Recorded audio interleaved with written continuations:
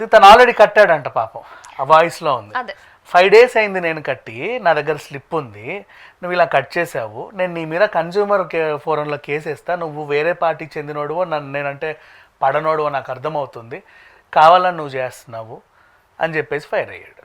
అసలు జరిగింది ఇది బేసికలీ.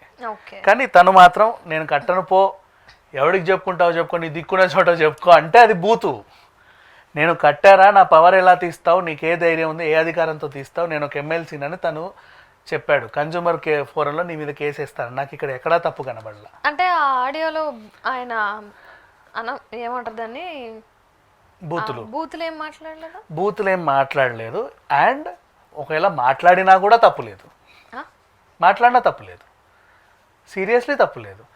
ఊరికే వచ్చి మీద పడి నిన్ను రక్కితే నువ్వు నన్ను ఏమనొద్దు అంటే అది దాంట్లో ఏమాత్రం అర్థం లేదు. ఈయన మాట్లాడడంలోనూ తప్పులేదు. ఎందుకంటే తను ఆల్రెడీ చేసిన పనికి నువ్వు చేయలేదు అంటే తన కోపం వచ్చింది, తను ఇబ్బంది పెట్టాడు. ఓకే.